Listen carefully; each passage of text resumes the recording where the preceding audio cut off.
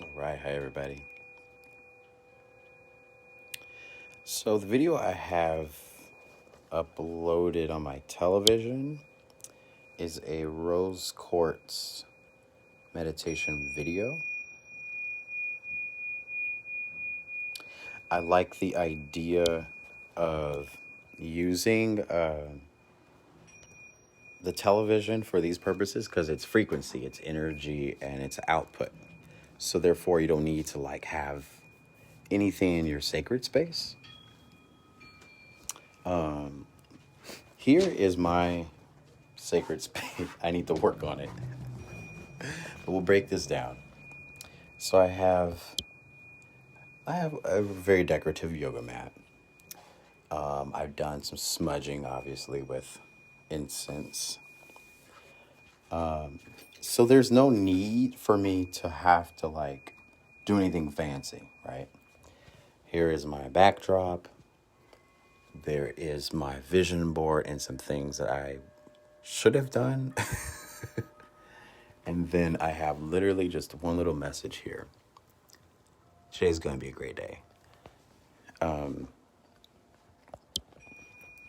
It's good to be honest with you. Some days are not going to be good. But it's best to be truthful with yourself by saying, I can see the great in every day, even if every day is not great. So I'm going to let the rose quartz meditation video play in the background.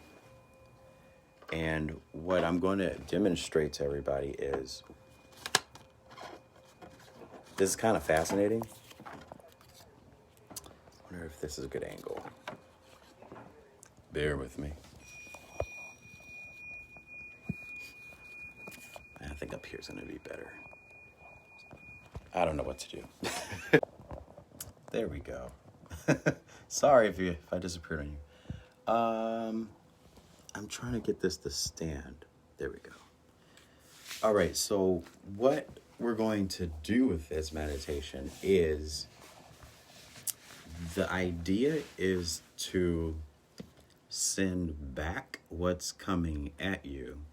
A lot of times I ask some folks who are experienced with being life coaches, how do you work with energies and things that interrupt your day to day? And people say oh no, if you don't pay attention to it, then I'm like, yeah, but what if you have a video on YouTube, or you're a public figure, or people are talking about you, when your visual and your body is in displays in different places, you can't control what thoughts and intentions are going into your vessel. It still connects to you. It's a cord.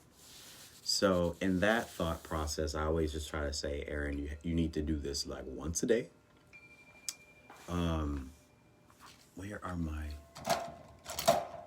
I just had it. So I just had it. What happened? I have these magnetic stickies that I bought from Amazon. I don't know where they are. I just had them. Give me 1 second. See how... Let's see on it. All right, so these are like acupuncture magnetic stickies. And I remember back when I was dealing with Rona, there's a lot of people who were saying some funny things about, oh, well, you can't put heart monitor stickies on your body. Well, these actually exist.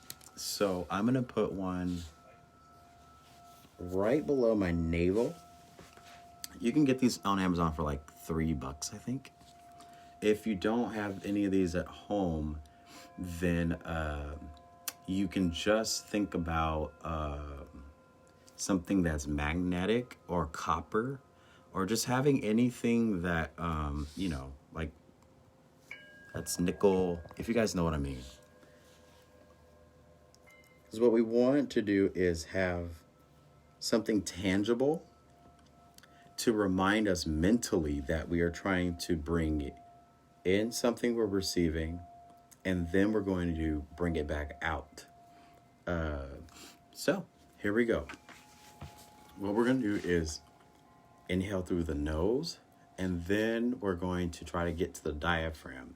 Mind you, this is the first time I'm doing this. I'm going off of a freestyle because there's times where I'm just so tense and I'm upset and I'm frustrated. And there's people who constantly do things to antagonize me. And sometimes they don't even talk to me and their intentions are to antagonize me. So when I'm under that kind of stress, I'm like, "Rrr," but I'm still holding on to it. Then it becomes anxiety. So I call this the FU meditation because we're sending back what is trying to project itself onto us. So I want to go into my nose, and then I want to go out of my mouth 2 times. Then I want to bring in the air in my mouth, and then exhale from my nose. So one more time, that's through the nose, from the stomach, back in the mouth, out the nose. So we're going in the nose, out the mouth twice. You're pushing your diaphragm. Then you're going back in the mouth, and then out the nose. If that makes any sense. So just keep following as I go along. Your hands, I don't suggest any type of mudras for your hands. Are you guys still there?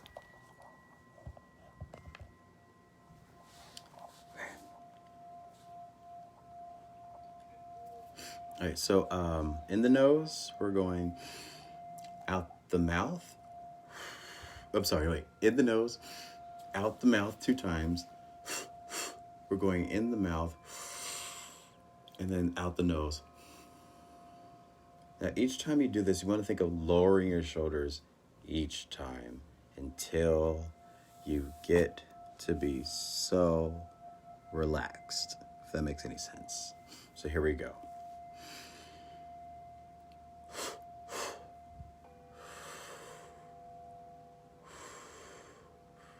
I meant to tell you guys about your hands before the phone call.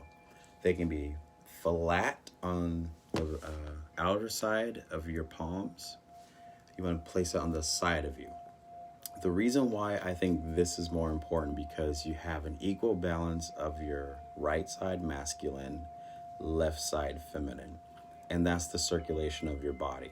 So we want to calm ourselves. So this isn't like any type of anxiety relief, but this is more of a calm down and then a FU to the energy that is trying to interrupt your sacred space. I love being absurd. All right, here we go.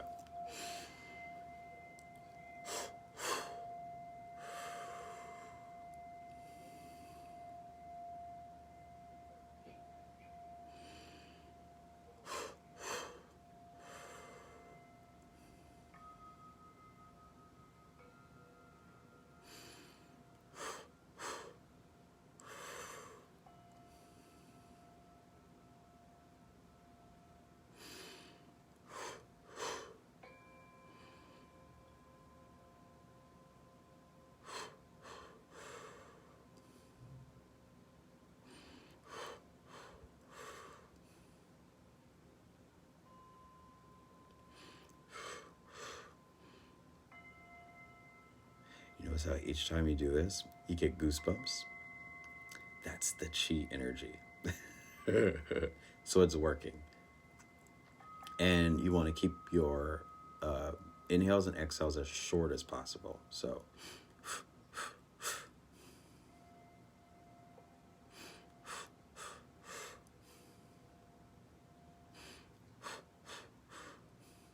and I'm dropping my shoulders every time.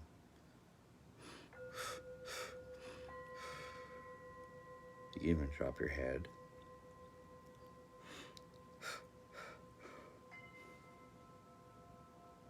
And each time I'm doing this, I'm thinking of what's coming in needs to reverse back out. And as I'm thinking this, I'm actually kind of getting more goosebumps.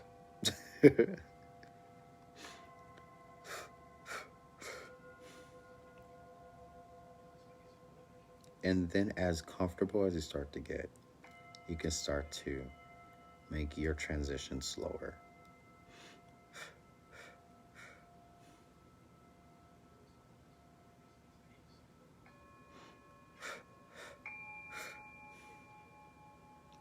And as your mind starts to clear and you start to forget that you were going through something that was frustrating you, you can back up to your head. My live stream is being interrupted. I'm sorry, you guys. So, basically, if you missed what I was doing, is I opened my eyes and saw that my network was doing something. I'm going in my nose once. I'm exhaling out my mouth 2 times. I'm going back in my mouth. And then I'm going out my nose. My lips are ashy. It's cold here. All right, so I'm going like a straw and then out my nose. And each time that I exhale from my nose, it's more of like, calm down. I always think of my inner Bonquisha, where I say, look, bish, calm down. You need to calm down. All right, so that was just a little introduction. I'm going to be doing this throughout the week. That actually did kind of calm me down. My mom, I love her to the stars, but she called me at the wrong time, right? And I was trying to explain something to her, but she understands the things her way and not the way that it is. And I love that about her because I never want that to change. But it was just the wrong time. So my mom added on to what I was already frustrated about. Also, I shared a lot about my grief and what I was going through last week with accepting sadness, accepting frustration, because things happen and we can't control the things that, we can't control death. We can't control the narrative of other people's lives. So I was sad. I was allowed to be sad, right? So allowing yourself to feel things creates this trust with yourself. And then when you get into a meditative state, like what I was just doing in my meditative space, was creating trust.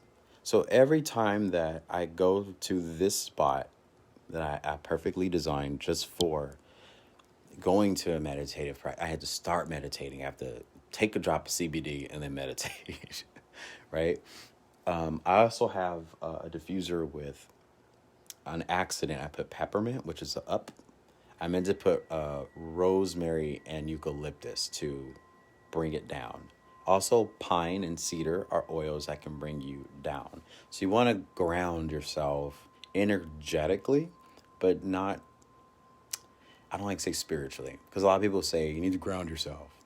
I don't think it's appropriate to ground yourself when there's a lot of confusion in the atmosphere. There's a lot of anger and arguments. So I took it to my space to say, I'm going to send back what I'm feeling because it ain't cute. Or if someone is, let's say, like, what's her name that I was talking about earlier today, was giving me a hard time energetically. Like, why are you over here in my plant garden when I grew it and you messing up my plants?